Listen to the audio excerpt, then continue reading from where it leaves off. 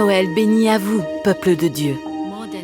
Il y a plus de 2000 ans, au creux d'une nuit sainte, notre Sauveur, Jésus, est né dans une humble crèche. Qui aurait pu imaginer que Marie, une jeune femme, donnerait naissance à son enfant dans un lieu si modeste? Aujourd'hui, vous allez entendre une histoire poignante, celle d'une autre jeune fille qui donna naissance à son enfant le jour de Noël, alors qu'elle était en prison. C'est l'histoire d'Anna, dont la vie a été radicalement transformée par la grâce. Alors que vous découvrez son histoire, je prie que vous expérimentiez l'amour de Dieu pour vous, qui que vous soyez, et qu'importe où vous en êtes dans votre vie. L'amour de votre Père Céleste tend vers vous, et en lui toutes choses deviennent nouvelles.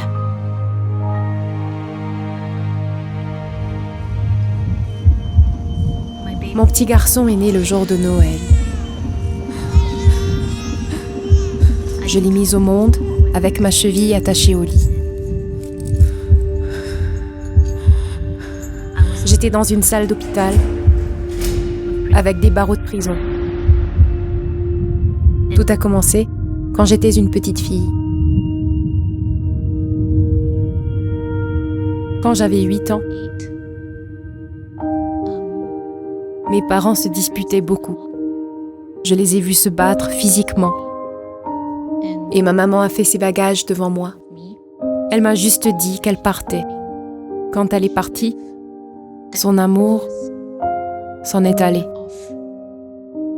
Mon père s'est transformé en quelqu'un d'autre.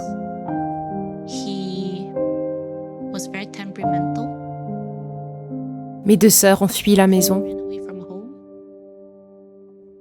Personne ne m'aimait assez pour rester et s'occuper de ce que je ressentais. Je ne me sentais pas à la hauteur. Quand je faisais face à mon père tous les jours, il ne faisait que me trouver des défauts.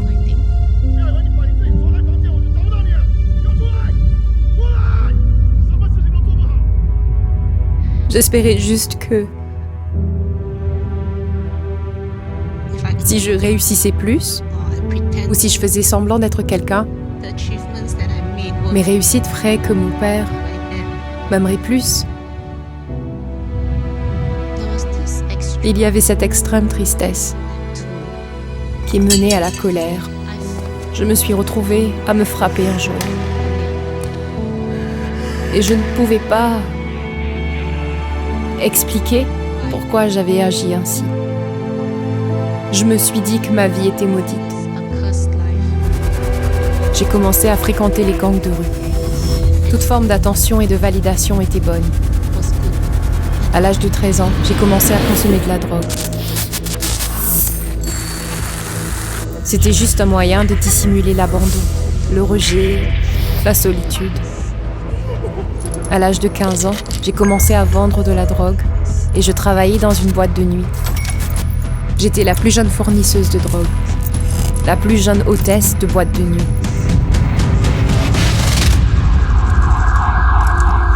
J'ai fini par me faire prendre.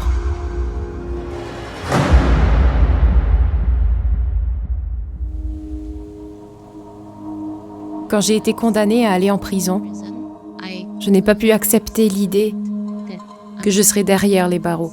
Ma vie était ruinée. C'était la fin. Un autre épisode d'une vie de plus en plus sombre. À cette époque, j'étais aussi enceinte de 5 mois. C'était très difficile à accepter, mais il y avait un petit espoir dans ma vie, grâce à mon bébé. Le bébé allait me donner un nouveau but dans la vie. Plus jamais je ne serai seule.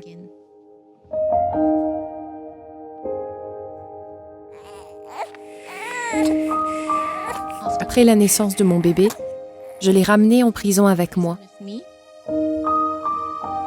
Je devais juste être en mode survie pour continuer ma peine de prison.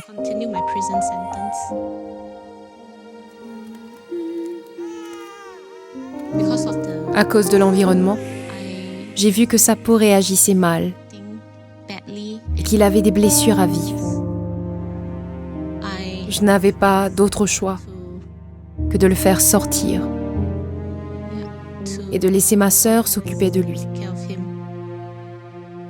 On aurait dit que quelque chose dans mon cœur s'était déchiré. Quand je suis entrée dans ma cellule de prison, j'ai eu l'impression qu'il était toujours là. J'ai pris ses langes,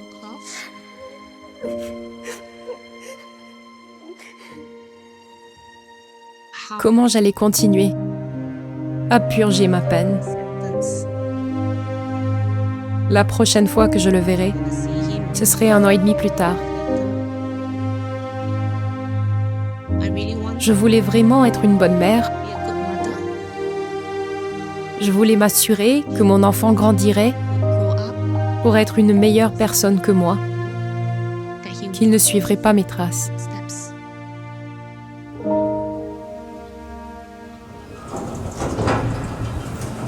Après ma sortie de prison, j'étais encore très jeune à l'époque et j'avais beaucoup de responsabilités. J'avais beaucoup de peur. Je n'arrêtais pas d'avoir des relations, cherchant désespérément un refuge. J'étais de retour dans le cercle vicieux de la vie nocturne, de l'alcool, du tabac et de ma dépendance à la drogue. Rien qu'une sortie avec mon fils, et j'avais besoin de me rendre aux toilettes du centre commercial. Je lui demandais de se tenir tout près afin que je voie ses pieds.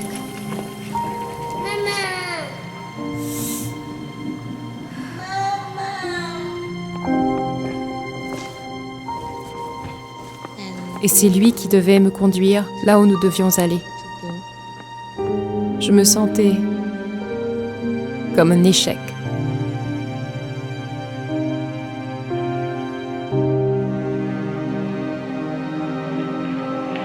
Les effets de la dépendance et de l'échec. L'échec, malgré tous mes efforts, m'a fait me sentir extrêmement condamnée. Plus je me sentais condamnée, plus je prenais des drogues, au point d'être très déprimée. Et je n'avais plus aucun espoir. En prison, on m'a dit que la New Creation Church n'était pas une bonne église. Si ce n'est pas une bonne église, j'y trouverais bien ma place. La première fois que j'ai entendu le pasteur Prince s'exprimer sur le fait que nous ne sommes plus condamnés, chaque parole qu'il a dite m'a touchée. C'était comme s'il me parlait de ma vie, un message direct de Dieu pour moi. Comment était-ce possible? Comment Dieu pouvait-il m'accorder autant d'attention? C'est le Père que je voulais. C'est la relation que je voulais. C'est la maison que je voulais. Au même moment, le pasteur Prince parlait de déclarer que nous étions juste en Christ, au milieu même de notre état de dépendance. Ça ne m'a pas paru logique au départ, mais c'était tout ce qu'il me restait. J'ai essayé tous les moyens. Même la prison n'avait pas pu me changer. J'ai juste commencé à proclamer que je suis la justice de Dieu en Christ au milieu de mon addiction. Je visualisais ma douleur, ma honte, mes blessures émotionnelles clouées sur la croix. Je sais juste qu'il y a eu cet effet de lavage dans tout mon corps. Malgré la confiance en Dieu pour ma délivrance, je me suis retrouvée de nouveau dans les toilettes, dans un état que je détestais vraiment. Avant de prendre la drogue, j'ai fermé les yeux et j'ai prié. J'ai senti cette lumière chaude et brillante qui m'enveloppait. Et j'ai senti cet amour, une étreinte très sécurisante. J'ai senti que le Père courait vers moi et je sais que c'était Dieu qui m'embrassait. Il était là pour m'assurer qu'il allait me sortir de là et qu'il est toujours là avec moi.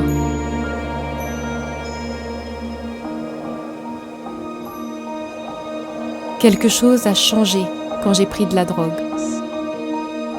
Ce n'était plus ce goût que j'avais recherché toute ma vie. J'ai senti que mon corps avait changé. Je n'en avais plus besoin. Aujourd'hui, je suis complètement libérée. J'ai toujours pensé que ma vie deviendrait de plus en plus sombre et que je ne sortirais jamais de mes addictions. Je suis très passionnée par l'idée d'apporter l'évangile dans les prisons. Beaucoup des détenus se souvenaient comment j'étais dans le passé. Et me voir ainsi changer leur a donné de l'espoir. Le manque qu'il y avait dans ma vie quand j'étais jeune, le Seigneur l'a fidèlement comblé.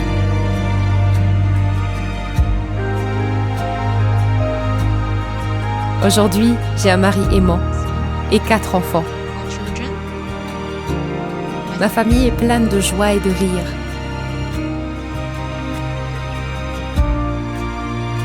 Le Seigneur a même rétabli ma relation avec mon père. C'était quelque chose que je pensais impossible.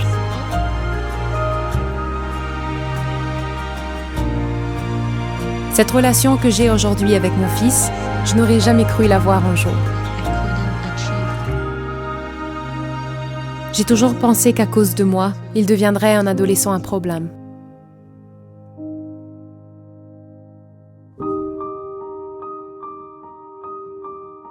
Maman, tu es la femme la plus forte que je connaisse.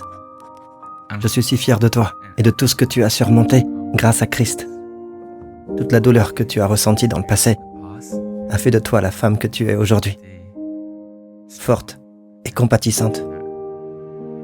Ton amour et tes encouragements me rappellent toujours que Dieu a de plus grands projets pour moi.